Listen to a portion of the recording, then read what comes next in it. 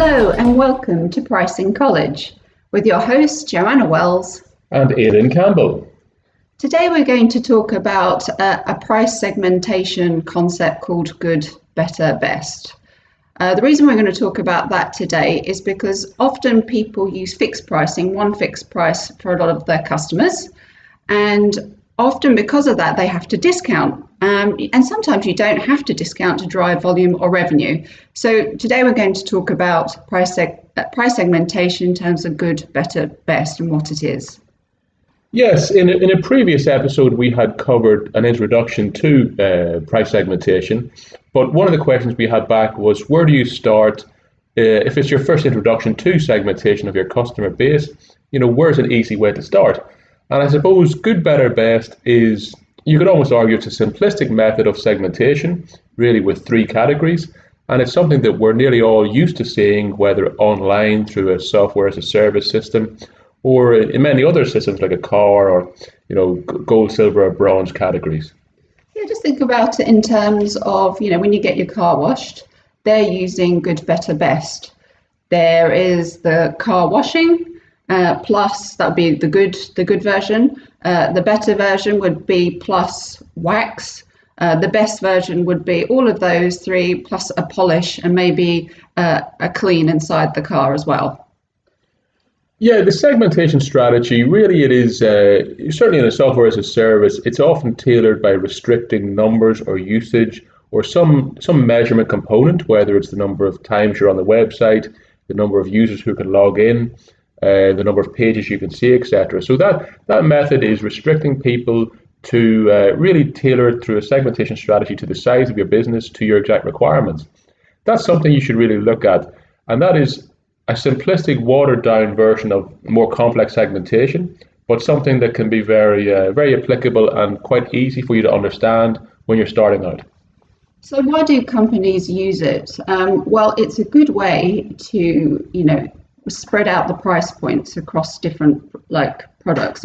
Basically, you're offering the same sort of service or product, but with add-on benefits, add-on value.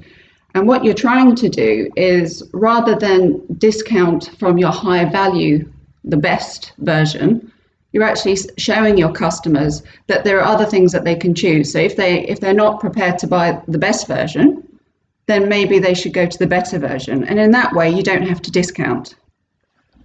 There's another couple of things I'd like to cover on this topic. It can often give people an introduction to a product or service. They can select, the good, or in other words, the worst version, and they can go with that, get a taster, and then potentially upgrade to, business or gold or whatever the higher category is. So that's the first thing. The other thing I'd say about this is, and you'll very often see this online, there can be an anchoring component with this approach, whereby as you're going through the buying cycle, you are being presented with the three options, and with those three options, whether you like it or not, there will be an anchoring concept. Yeah, I'm just thinking about whiskey and tequila brands have done this. So initially they launched many of their products with their high value brands, the best. And what they found is that people didn't automatically understand completely the full drink. They may be new to whiskey and they were probably waiting for promotions and discounts to buy. So what they thought they'd do, they'd bring out lower grade versions. They were still high quality, but not as good as their best version. And what they found is overall it increased the value brand perception of the brands anyway. As more people got into the tequila again, they started to consider these brands as more artisan by simply adding 3 or 4 more types of variations of the product. I think a famous example of that is probably the Scotch whiskey brand Johnie Walker, which I think is one of the major mass selling brands in the world. And they operate a color coding scheme. I think I'll pretend not to know too much about whiskey. It might say too much about me. But I think red is the standard, or what you call the introductory version. Then you have blue label and black label. I actually can't remember which is the more expensive there.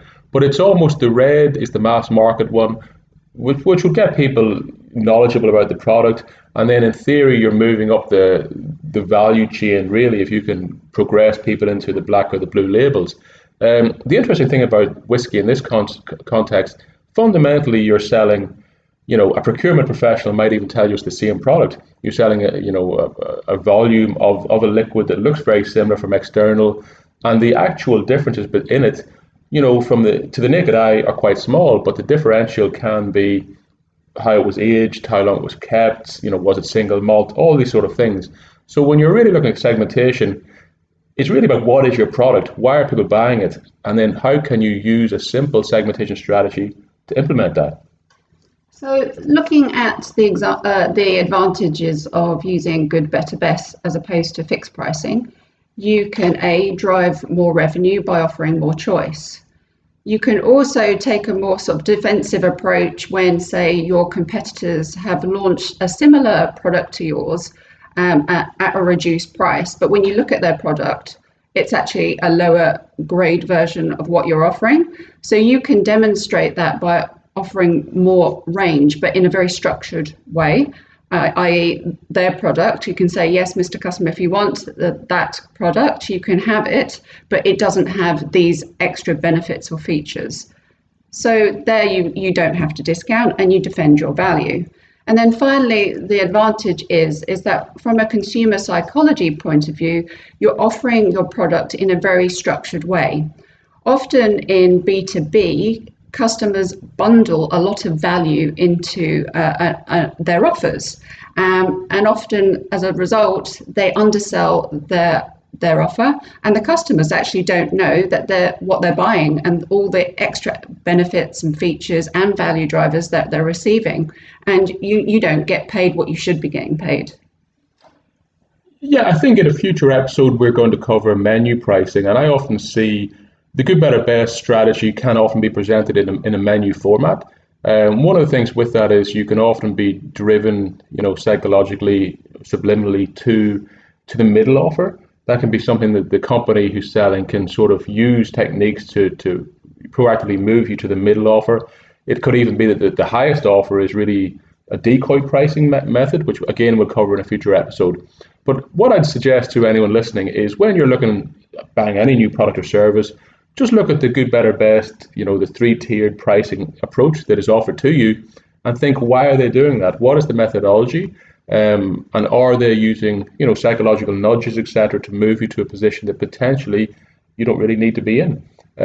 Another classic example of this that we'll probably mention in a future episode is mobile phone telephone plans, where people are, through a sense of fear or shortage that they'll go over the limit, tend to buy packages with much higher data amount than they ever require. Yeah, so overall, good, better, best can be, it's largely applied in B2C, but there's no reason it can't be applied to B2B. There's often a reluctance to do that, like fixed pricing is the only way forward. But just remember, if you do that fixed pricing, then you really don't give you much room to do anything else, and then you're forced to almost discount and promote. So segmentation in terms of price and your customer groups are essential here, and there's no reason why B2B companies can't do it.